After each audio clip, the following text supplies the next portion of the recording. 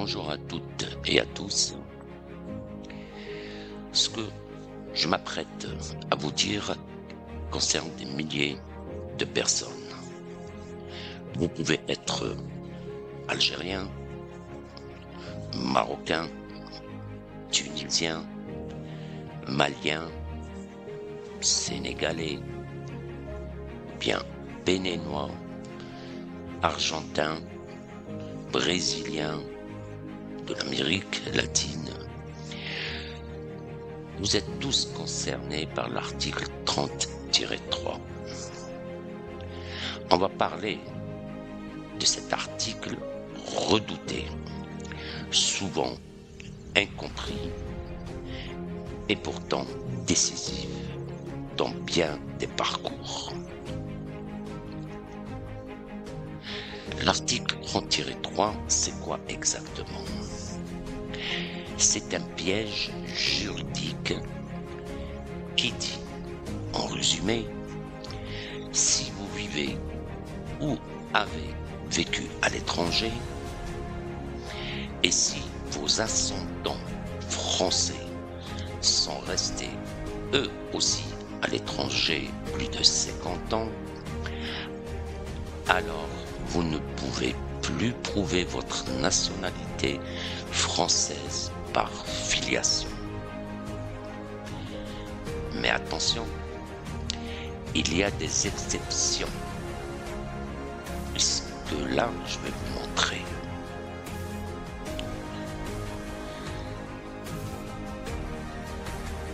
Résidence à l'étranger, comment c'est évalué? Ce n'est pas juste une question de géographie. Les autorités françaises regardent depuis combien de temps vous êtes à l'étranger, si vous avez des retours réguliers en France, vos attaches, emploi, famille, impôts, abonnements. C'est pour ça que je vous donne un conseil, gardez tout, même un billet d'avion, une inscription à la bibliothèque municipale peut faire pencher la balance. Donc, la possession d'état de français, c'est un concept clé. Vous devez vous comporter en français et être reconnu comme tel par l'État français.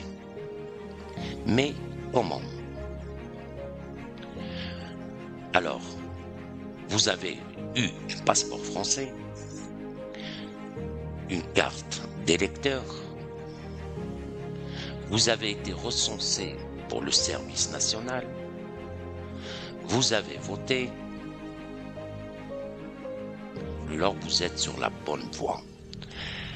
Rassemblez ces preuves, tout ce qui prouve votre vie française compte.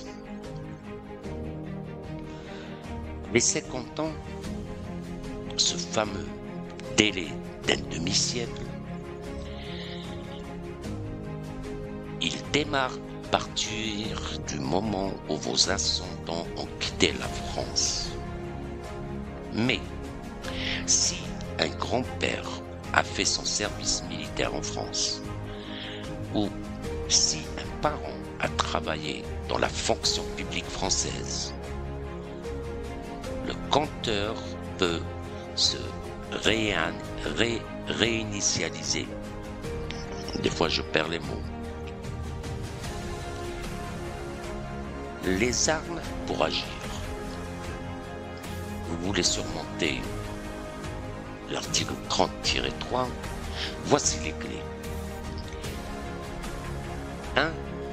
Constituer un dossier en béton. De mariage, de naissance, ancien CNF, papier militaire, lettres, preuve de vie en France. 2.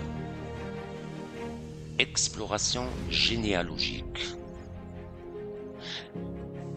Ne vous limitez pas à vos parents. vos grands-parents, vos oncles, vos tantes peuvent devenir vos alliés. Et 3.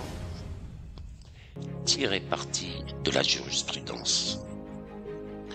Les tribunaux commencent à assouplir l'interprétation de l'article. Chaque cas devient une bataille de preuves et d'intelligence juridique.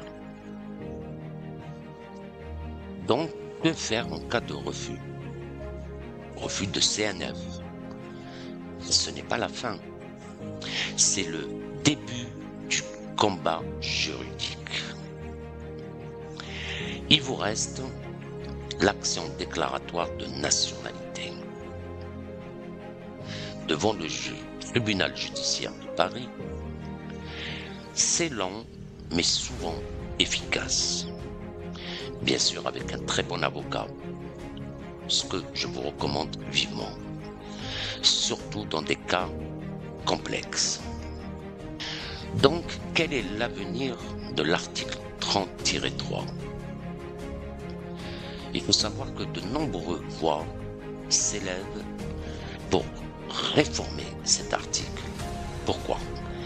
Parce qu'il est trop rigide. Il est déconnecté des réalités actuelles.